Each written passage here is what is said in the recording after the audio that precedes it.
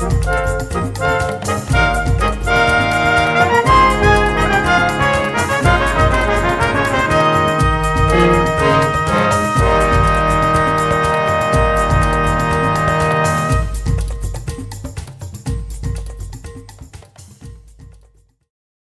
everybody, welcome to Bone2Pick Biz. I am Michael Davis and we are coming to you today from the international headquarters of the Vic Firth Company in Boston, Massachusetts.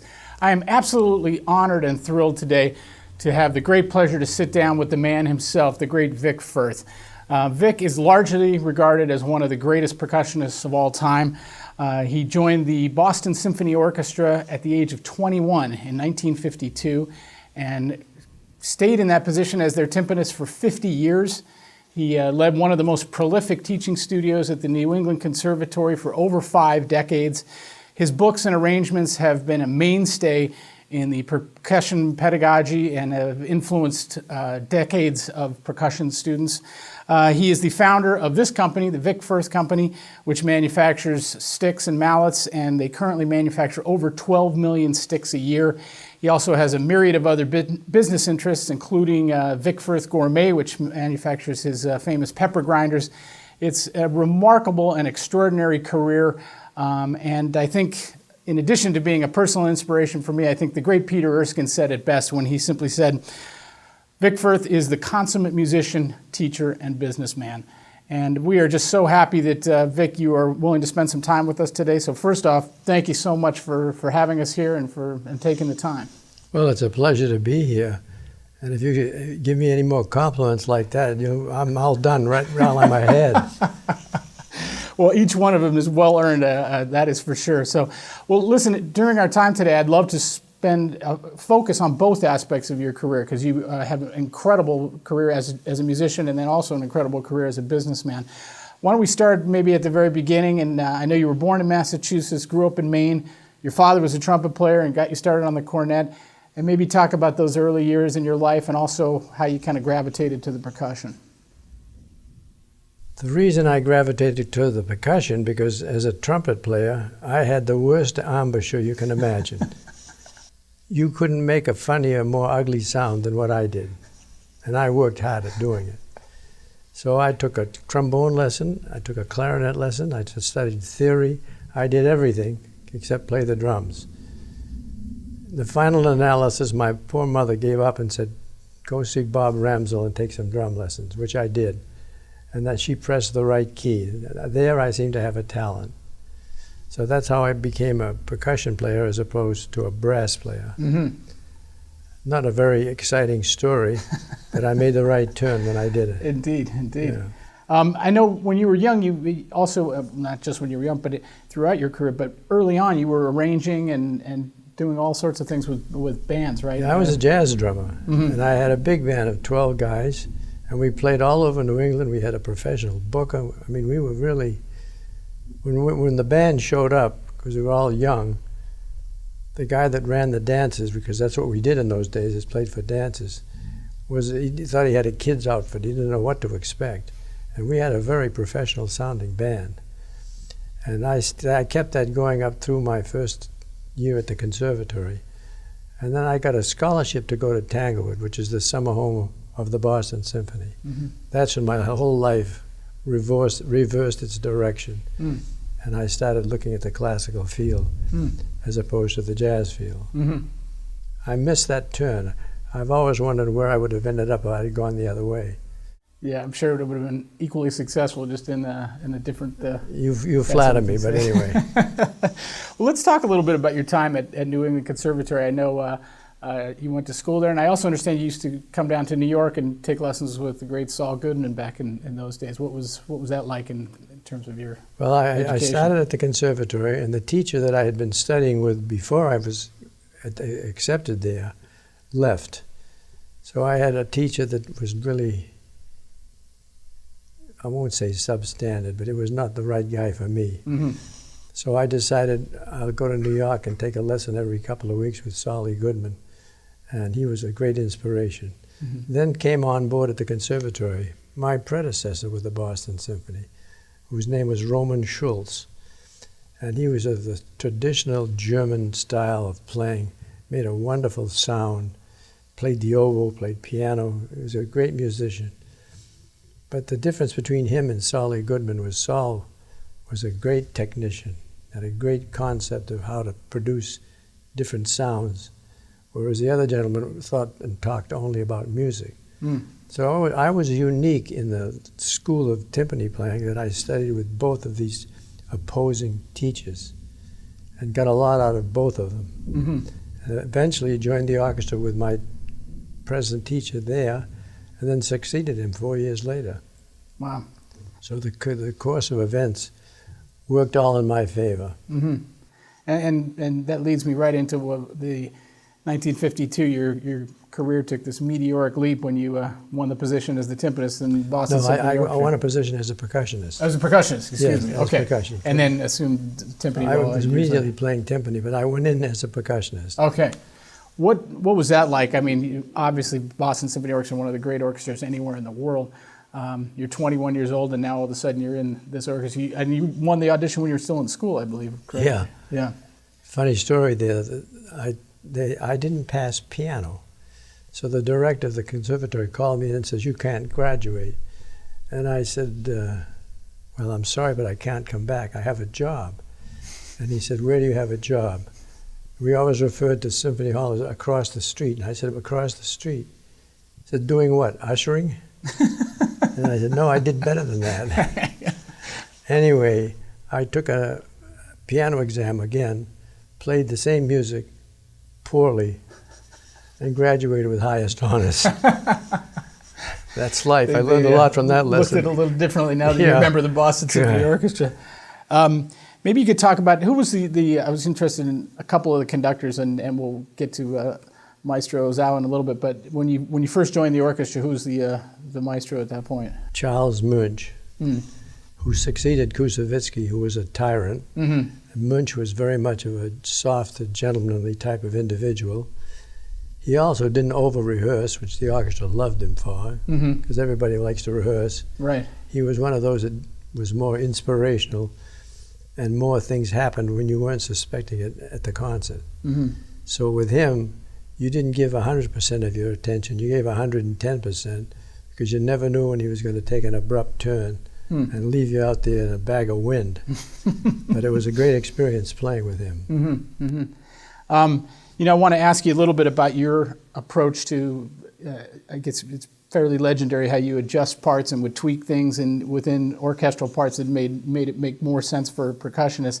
And it sounds like I'm so happy that we get to sit in front of these amazing timpani today.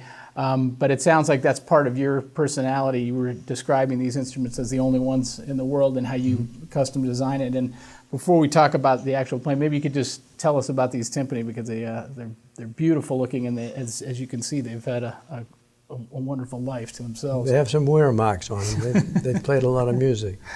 No, the man who designed and built them for me was named Gunther Ringer from Berlin. And I met him through a gentleman in New Orleans who was bringing in a pair of drums made by him. And I saw the instruments and was so taken with them that I immediately went to Berlin, and we struck a deal where I would distribute the timpani in North and South America. Now, it sounds like a big deal, but it means, 6 sets a year or something.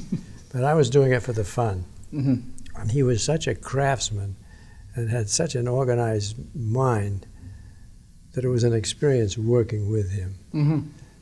And these were the last set that I gave him the specs for. And the diameters and the depths of the bowl and everything are all different than all the other ones he made. Consequently, these have a real dark, brassy sound. They're really exciting to hear and play, especially if you know how to play them. So that doesn't mean me, but I think it does. And how many years did you play these in the orchestra? Oh, probably I've had that set for 30 years. Wow, that's amazing. Let's talk about a couple of your books, which I know are really, as I said in the introduction, mainstays in percussion pedagogy. The Solo Timpanist and the Solo Snare Drummer. They remain highly influential, and it seems like it's almost a precursor to your career as a businessman, that as a musician, you were always tweaking and looking to improve things and And everybody that I talked to about you has said that you're just constantly in that mode, and that's probably what's made you so great and successful. But maybe you could just talk about your overall approach to playing, and then maybe those books in particular. Well, let me explain the books first. The solo timpanist was kind of, Saul Goodman wrote the book that everybody was studying from, but it only went part way to the finale. So I thought something should be written that's much more challenging than what Saul had written. So whereas his exercises and his etudes stopped is where I began. Okay. So they're not meant for a beginner, they're not meant for an intermediate, they're meant for someone who's trying to improve their mechanical musical skills. Okay. And the same with the solo snare drummer. Okay. If you looked closely at some of that music, I've stolen and disguised some of the famous excerpts in the repertoire. But I don't hide that fact, because they're things that challenge a young student, and having played something similar to it, when they get to it, it feels familiar. So that's the reason that all the material I wrote was patented, excuse me, and conceived. And also, not to just focus on that, but you did many arrangements and compositions for percussion ensembles, and are legendary even just within themselves. But I assume you took that same approach to writing for the percussion ensemble. Everything I tried to do was somewhat commercially oriented, and then I wrote 3 forms of each thing. For example, the percussion ensembles that I wrote were 3 elementary, 3 intermediate, and 3 advanced. So kids could get in at all levels. There's too many guys that are writing way out and beyond, and they don't make any practical sense from a teacher's point of view. The other thing is, I never did anything that I didn't have fun doing. So when you teach students, if they're not enjoying some of the music they're playing and accept the challenge as fun, you lose something. And that was always one of my theories with teaching, because I taught at the conservatory for nearly 50 years. That's a long time. I got sick of hearing myself talk, I tell you, solving the same problems. Well, that's some great words that it's got to be fun, because otherwise, especially when you're talking about music, that's why we're correct in it, is for the fun and the joy in it. Well, let's jump ahead. I know I'm asking you questions that I asked you before the interview, because I'm so thrilled to be here, and it's such an incredible story and career. Can you share your memories of those first sticks that you made, and how that kind of blossomed? And obviously this is a huge, big corporation now, but what was the very beginning like when you made those first sticks? The reason for making them was I was playing a lot of contemporary chamber music, and what was written, there really weren't sticks that could accommodate the sounds from the particular drums that you were playing, and gongs and cymbals and all mixed percussion bag. So rather than moan and groan and complain that you can't do this right, I decided to just make some myself and use them for my own particular style and musical demands. Well, I had a wood turner in Montreal who actually hand-turned every pair of sticks. And I brought them into Boston, brought them to the conservatory just to have a pair of sticks of my own to teach with, and the students started seeing these sticks. Everybody starts right off on the ride cymbal, oh, these feel good, blah, blah, blah. So the next thing you know, I get a call from a drum shop in Chicago saying, I understand you're in the stick business, we'd like to purchase some. And I said, well, I'm not in the stick business, but if I can help you out, I'll make you some. So I made, let's say, 10 pair for Maury Lishon at the drum shop in Chicago. Well, as drummers travel about, they have their own fraternity and their own places to hang. That's a drum shop. I started getting calls from a number of drum shops all over the country. Well, we got up to 30 pair a month, which was a big deal. We now do, on 2 10-hour shifts, 80,000 sticks per day. So we've graduated from the minor leagues. And where they all go, I am still amazed at. But anyway, I have to tell you those numbers, because when I walk through the plant and look around, I think to myself, how did I get myself here and in this position? Yeah.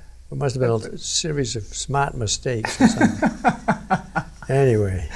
Well, it's some brilliant mistakes, if you want to call them that, and we're at the headquarters. Of course, your plant is up in Maine, but we can hear all the activity going on right now. We're busy. It's always going like crazy.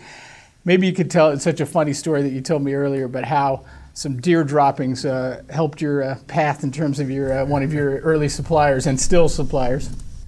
I made a trip down south where the hickory grows. And my manager of the plant says, whatever you do, don't dress like you normally do. Put on some jeans, bring some rubber boots, wear a plaid shirt, whatever. Don't look like you normally look. We got there, and I looked like I normally look, with just a shirt and a jacket, whatever. And the fellows down there in Tennessee were a bit aloof, you might even say rude, until I happened to look down on the ground, and there were some fresh droppings from deer. So I bent over and picked it up and said, oh, you guys have a lot of animals in this area, because this is done this morning. This is very fresh. What do you know about hunting? You forget I'm from Maine, and we hunt when we were kids. We go hunting. What kind of a gun do you use? 30-06. What grain bullet do you use in those woods? 180 grain. Oh, we became the best of friends. That opened all doors. They were dressed in combat fatigues. I thought they were going to excommunicate me before I got out of there. We became the best of friends, and I'm still working with the same characters. That is fantastic. 25 years later. It's amazing you knew how to deal on that level and every other level. Nobody would ever thought of some deer droppings would raise as much hell as it did. That is such a great story. Thanks for telling that, Vic. Well, we talked about a little bit about it. You now have over 300 products that you sell. You have 12 million sticks a year in sales or more. Obviously, from that very beginning, you've grown just tremendously. How have you? I know you're a brilliant businessman, even though you're very modest and self-effacing. But how have you approached that growth and been able to just kind of make it grow so successfully? Because a lot of companies they grow and then they lose their focus and consequently their business. Well, early on, I learned that I walk better than I run. So rather than chasing the moon, I just took things as they came, but with a few basics in mind. It had to be the finest quality available. It had to be consistent. It had to be deliverable within 48 hours. And we had to be constantly innovative. Now, that's about as 101 economics as you can get. Mm-hmm. But that's why it worked. Mm-hmm. And to this day, I go up to the factory and I see something being done. They tell me, we've just improved this. We've cut the costs, or we've improved the labor, whatever, by a certain percentage. Great, wonderful. I would like to see that better in 3 months. You've set a new level, great. What do we do to take it to the next level? Mm-hmm. And I've been constantly persistent in chasing quality, delivery, and new products. Mm-hmm. Never stop. Mm-hmm. Never stop thinking. Wow, that's I bore myself to nutshell. death thinking about it, I must tell you. Well, and I know young people are so influenced by you, both through your books and your life as a musician, but then also obviously what you've done as a business person.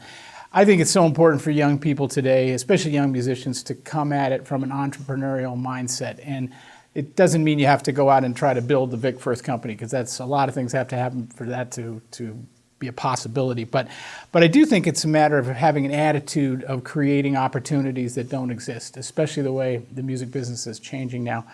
But you've kind of touched on it, but I was wondering if there's anything more. What qualities within yourself do you think had, or maybe common qualities within yourself, helped you as a musician and then have also helped you as a business person? I can summarize the whole question in one word: persistence. No matter what I did, right or wrong, if it was wrong, I would keep after it till I got it right. And if it was right, I kept after it till it got better. Whether you're talking about how you play your instrument or if you have any ideas of something entrepreneurial. But you know how many hours a day you practiced. Mm-hmm. I used to do 6 to 8 hours every day, nonstop. And the day before I auditioned for the Boston Symphony, I played nonstop 14 hours. I played more with one hand then than I do with two now. But I was in that shape, and that was the kind of the level of achievement that I went for. You can't do anything unless you work your butt off. Mm-hmm. Wow, that's powerful. I mean, persistence. I think you're absolutely right. That's amazing. I was determined to get it right, no matter what. If you can't, if there's a stone wall and you can't get over it, you go under it, you go around it. You can get through it somehow. Yeah. Don't just give up and say that's impossible. That's amazing that the day before your audition, I think a lot of people would be going the other way, but you were. I had a gallon determined. of orange juice, and every 2 hours I'd drink some orange juice. That was it, nonstop. Well, it obviously was the right thing to do. That's for sure. Every drummer, all of my great drummer friends, all play Vic Firth sticks, and they all the way from the great Peter Erskine to I'm working with a great drummer in New York now named Jared Schoening. We're playing the show Pippin together. He's an amazing player, and he's just a huge fan of yours and plays all your sticks. I was curious, you have such an impressive roster of artists that play your sticks and mallets. How do you go about picking your clinicians and your endorsers, and maybe you could just share a couple. So I was particularly interested in how your association with Steve Gadd maybe came about, but I was kind of in a wider way just how you guys go about finding these great people to play your sticks, or maybe they find you. But well, let's start with Steve Gadd. He's been one of us for years. I mean, I can't even tell if it's 30 years or 35 years. He's been an endorser, and he had some family living close by here in Boston. And when he used to come to visit, we'd get together and have a drink or come over to the house. He had 2 daughters and I had 2 daughters, so we had a lot in common. And I asked him, what do you play for sticks? And he said, the SD2 Bolero and the SD4. I said, well, they're kind of 2 different sticks. Why don't we take the measurements and the specs and amalgamate them and see what we come up with? And that's how we arrived at the stick that we produced for Steve Gadd. And that's how we came up with that barrel tip. It was the first stick that had that tip shape on it. Mm. He threw me a curve, though. He says, I want it black. I said, black? How am I going to make a black stain? I mean, we never had only natural sticks. Mm-hmm. I told him, I said, and he put a list price on it. He said, I want to charge $10. In those days, drumsticks retailed at about $6. I said, Steve, you're going to kill it, $10. You can buy a Rolls Royce and you can buy a Chevrolet. You get to the same place. And they sell more Chevrolets than they do Rolls Royce. No, I want to start with a $10 list and in black. We did. Couldn't make them fast enough. Couldn't keep up with the orders. And he's been a terrific colleague and musical inspiration to me. When I go and listen to him play, it may as well be Stokowski conducting. The musicality and the sensitivity to what he does is never ending, never ending. I always smile when I hear him play, as I do with a lot of my endorsers. Mm-hmm. Or I should say most of my endorsers. Maybe I should say all of my endorsers. That way I don't get in trouble. Right. But the other endorsers came by virtue of who they were and where they were at in the music business. We had a lot of young people that tried to become endorsers, which you can't support them all. Mm-hmm. Mm-hmm. And I was probably the first one that started using endorsers and making signature sticks. And it just kept growing and growing and growing. Mm. We just did a new one with Vinnie Caliuta and another gentleman, I can't tell you his name. No, I'll have to let that one slip in the cracks. Yeah. Do you have is there a Peter Erskine stick? Is there a signature stick for him? I think we got 3. Oh, okay. Actually, Peter's a great one. He's the best. One of my all-time favorite. He's one of the tops. Yeah. Musically and personally. Yeah, a special individual, no question about it. Yeah. Vic, part of your, what I would honestly call genius seems to be your competitive nature and your desire, as you said, to constantly grow and improve and that persistence that you just talked about. With that in mind, could you talk to us a little bit about Vic Firth Gourmet? I know you've sold off the company, but you still have these amazing pepper mills and salt grinders and rolling pins, and just the fact that you were able to think outside the box, literally, and get outside of percussion and music, and come up with this whole line. And you told us also before, and maybe you could repeat it, how you connected with Mario Batali, the great chef. But I know you have other business interests over the years, but maybe we could just kind of focus on the Vic Firth Gourmet for a second for us. Well, I kind of fell into that. I bought this factory in Newport, Maine, and the previous owner had generated a dozen different businesses, but they were all unsuccessful. I was naturally much smarter than him, and I was going to make him successful. So I made wooden bananas, wooden apples, all kinds of wooden fruit. I made all the beater bars for Electrolux vacuum cleaners, Hoover vacuum cleaners. Everything I made, being as brilliant as I am, was a failure. We lost money on every single one of them, and I figured, well, that shows you how smart I really am. However, the Gourmet was such a high quality, and I happen to own the patents to the mechanism, which is unique. It's the only pepper mill you can clean, take apart. So we pursued that one. And I must say, it was modestly successful, but it was a lot of fun doing it. And I got to meet a lot of chefs. And that's how I came in contact with Mario Batali. He was at the time just opening, or he just opened his first restaurant, and I went to visit him with a friend of his, which was working for me, and we got along famously. And I said, you know, how about a Mario Batali pepper mill? I said, we'll do the same thing we do with the signature drumsticks. Thought the idea would work. He said, it's great. Okay, you want a natural finish, or do you want a colored mill? I'd like an orange mill. I looked at his shoes and saw these orange shoes, and I figured, oh boy, this is going to be trouble. So I said, orange, who would put an orange pepper mill on the dining room table? It's got to be orange. Turned about to be the best seller we ever had. And he was a great sport to work with. And he's become, as you well know, enormously successful. Yeah, no He's question. the kingpin. Yeah, he certainly is. He's amazing. He's all over the place, both as a chef and TV personality and everything. It's amazing.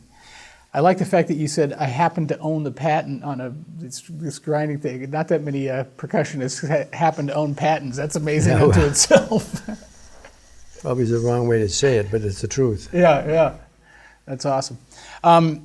You know, we're talking a lot about the business, but while all this is going on, you're still maintaining this world-class performance career and this incredible teaching studio at New England Conservatory. What do you, and I know you're very close with your family and all the aspects of your life. How have you been able to balance, you know, specifically the business side with the music side? Well, when I went to rehearsal in the morning, first of all, I came to the office for a couple hours. Then I went into Symphony Hall. When I was in the office, I wasn't thinking about Beethoven. When I was in Symphony Hall, I wasn't thinking about drumsticks. So I completely isolated the different things that I did by virtue of what I was doing when I was doing it.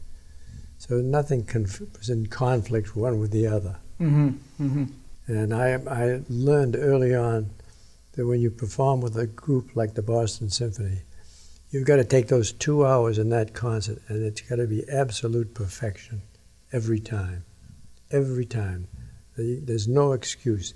You can't let illness, you can't let family problems, you can't let anything interfere with the quality of that performance. And it was under those rules that I played. And it worked for me. It worked for me. I could have the flu and was going to die in the next hour, but I could still play the Brahms second, which I did. And you never know I was sick. Of course, I fell over a couple times, but no, not really.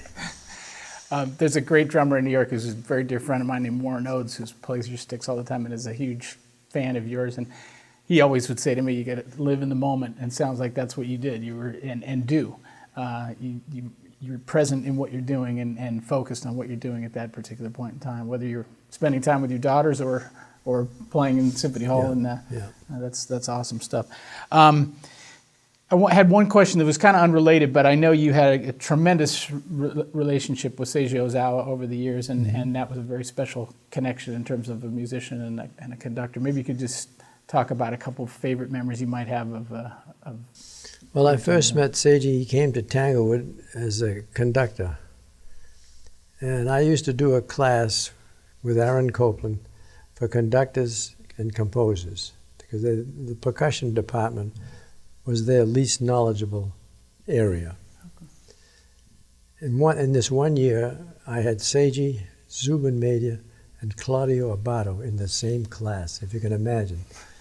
All three of them students. I had some other conducting majors who ended up with the Salvation Army, as far as I know, but those three all ended up with major world-class orchestras. Yeah. And in that session, Seiji never opened his mouth once, never said a word. And when I'd say to everybody, "Do you understand?" and I'd look at him, no response. So years later, I said to him, "What the hell were you thinking of? I'm asking you all these questions, you're just shaking your head." He said, "What were you thinking of? I couldn't speak English, and you never figured that one out." No, I enjoyed working with him. He was a man with great ideas, persistence like you can't believe, worked terribly hard. He was really dedicated to the music and the performance. And he had two favorites in the orchestra. I'm flattering myself now. It was me and the Sherman Walt, the principal bassoon player. And we could do no wrong. And we enjoyed Seiji a great deal. Sherman, unfortunately, got killed in an automobile accident. But then I became Seiji's primary problem. And we did a lot of things together, and I know a lot of things about him personally that the world doesn't know, of what a great human being he is and things that he's done for other people that I wouldn't talk about because it's his private affairs. But he's been a constant inspiration from a moral and a musical point of view all these years. Well, he was with the Boston for 29 years. Yeah, it's such a long tenure. Longest conductor they ever had. Wow. Wow, this is really great memories there. Vic, you are a very generous man, and I appreciate your time today. I know you've done a lot of interviews over the years, and is there anything that you haven't been asked that you wanted to say regarding anything in your extraordinary life? That's a good one. Have I ever been asked anything, or have I not been asked? You know, Michael, I can't really come up with a fast, smart-ass answer. Because you've been very thorough, and you've asked a lot of questions that I'm surprised that you asked.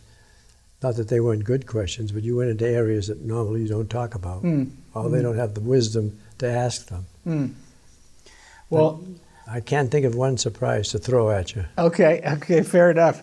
I guess you've already kind of touched on it and given us all, in addition to the incredible inspiration you bring to everything, but some great advice in the time we spent today. But I always kind of like to finish up with the great artists like yourself and just ask if you could give young people today who are going into music or business, if you had one or two pieces of advice that might help them get going in the right direction, what might that be? I go back to my key word of persistent. You've got to believe in yourself and do everything that justifies your beliefs, whatever that might be. And another thing that I'm very tough with, especially with my own students, keep yourself clean. Because you got to be an athlete to survive in this business. And you can't fool with anything, be it drugs or alcohol. That's a serious area to trespass in, and you do yourself nothing but harm. Beyond that, it's a matter of stick to your guns, persist. I keep using that word over and over, and you'll come out on the top end of the pile. There's always room at the top for quality. No matter how crowded it is, there's always room, as you well know. Those are great words. That's very, Very thoughtful and very much appreciated. Well, Vic, once again, thank you for spending some time with us today, allowing us to come into your headquarters here and treating us so wonderfully. Really appreciate your time and mostly for setting the bar so high for all of us as musicians and business people as well. It was a great pleasure, Michael. Thank you, Vic. Enjoyed it. We will see all of you next time on Bone to Pick.